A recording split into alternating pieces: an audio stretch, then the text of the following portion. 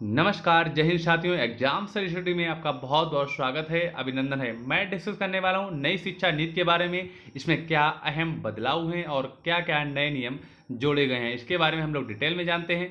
देख लेते हैं इसके पॉइंट को, क्या इसमें महत्वपूर्ण पॉइंट आपके लिए दिए हैं। इसके अलावा आपकी शिक्षक भर्ती के लिए क्या क्या बदलाव किए गए हैं, जान लेते हैं इस वीडियो में। लास्ट तक देखते रहिएगा। पहला पॉइंट दिया है कि मानव संसाधन मंत्रालय से बदलकर अब नाम होगा शिक्षा मंत्रालय, यानी कि अब इसका नाम जो है बदल दिया गया है, अब शिक्षा मंत्रालय होगा। जो कि सबसे पहले इसका नाम ही शिक्षा मंत्रालय ही था, तब इसका नाम मानव संसाधन मंत्रालय बदला गया था। अब जो 34 साल बाद बदलाव हुआ है, इसमें फिर से इसका शिक्षा मंत्रालय नाम रख दिया गया है। चलते हैं अपने नेक्स्ट पॉइंट पर। पॉइंट हमारा क्या है, केवल 12वीं क्लास में होगा बोर्ड, एमफिल होगा बंद, कॉलेज की डिग्री 4 साल की, यानी कि 12वीं की क्लास में होगा बोर्ड, 10वीं का क्लास का बोर्ड खत्म कर दिया गया है, एमफिल भी बंद कर दिया गया है। और कॉलेज की डिग्री 3 साल की जगह 4 साल की भी होगी, यानी 3 साल की भी डिग्री है, लेकिन उसमें कुछ नियम बनाए गए हैं। देख लेते हैं नेक्स्ट पॉइंट में। नेक्स्ट पॉइंट में रमेश पोखरियाल के बारे में दिया है, उन्होंने जो बताया था उसके बारे में इसमें डिटेल में दिया है कि 34 साल बाद शिक्षा नीति में बदलाव किया गया है। एचआरडी मंत्री रमेश पोखरियाल निशंक ने कहा है कि ये नीति एक महत्वपूर्ण रास्ता प्रशस्त करेगी। ये नए भारत के निर्माण में मील का पत्थर साबित होगी। इस नीति पर देश के कोने कोने से राय ली गई है और इसमें सभी वर्गों के लोगों की राय को शामिल किया गया है। मुख्य पॉइंट को देखते हैं हम लोग, हमको मतलब है मुख्य पॉइंट से देख लेते हैं। नई शिक्षा नीति के तहत अब 5वीं तक के छात्रों को मातृभाषा यानी कि स्थानीय भाषा और राष्ट्रभाषा में ही पढ़ाया जाएगा। अब यानी कि बच्चों को उसकी राष्ट्रीय भाषा या उसकी मातृभाषा में ही पढ़ाया जाएगा। जो अंग्रेजी का जो मुख्य रोल था उसको 5वीं तक की क्लास में शामिल नहीं किया गया है। देख लेते हैं इसके आगे यही पॉइंट दिया है कि बाकी विषय चाहे वो अंग्रेजी ही क्यों ना हो, एक सब्जेक्ट के तौर पर ही पढ़ाया जाएगा।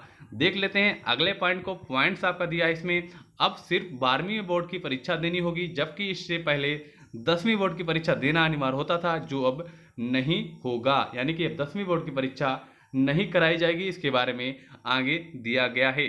9वीं से 12वीं क्लास तक सेमेस्टर में परीक्षा होगी, यानी कि सेमेस्टर इसमें भी लागू कर दिया गया है, जो कि एक 6-6 महीने का सेमेस्टर होगा और 9वीं से 12वीं तक सेमेस्टर में लागू कर दिया गया है।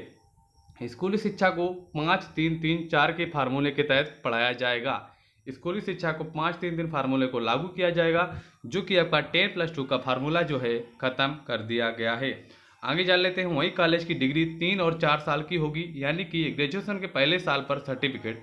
अगर आप 1 साल का ग्रेजुएशन करते हैं तो आपको सर्टिफिकेट मिलेगा, 2 साल का करते हैं आपको डिप्लोमा मिलेगा, अगर 3 साल में डिग्री मिलेगी 3 साल में डिग्री मिलेगी। और 4 साल बाद जो प्रावधान है उसके बारे में हम लोग आगे जान लेते हैं। आगे दिया है 3 साल की डिग्री उन छात्रों के लिए है जिन्हें हायर एजुकेशन नहीं लेना है, यानी कि हायर एजुकेशन नहीं करना। वहीं हायर एजुकेशन करने वाले छात्रों को 4 साल की डिग्री करनी होगी। 4 साल की डिग्री करने वाले स्टूडेंट का 1 साल में एमए कर सकेंगे, यानी कि 1 साल में एमए उनका हो जाएगा, जो 4 साल में डिग्री करेंगे। चलते हैं अपने नेक्स्ट पॉइंट की तरफ। नेक्स्ट पॉइंट है, अब स्टूडेंट को एमफिल नहीं करना होगा, बल्कि एमए के ही छात्र अब सीधे पीएचडी कर सकेंगे। एमए वाले छात्र बिना एमफिल किए पीएचडी कर सकेंगे, जो कि एमफिल खत्म कर दिया गया है। आगे जान लेते हैं पॉइंट्स क्या दिया है।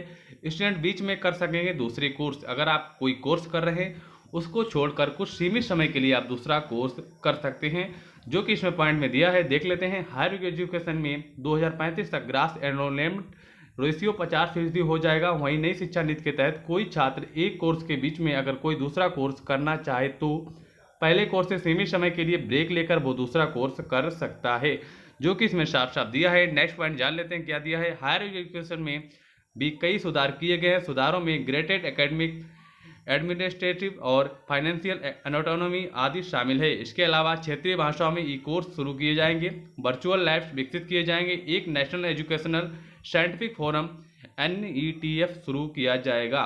बता दें कि देश में 45,000 कॉलेज हैं।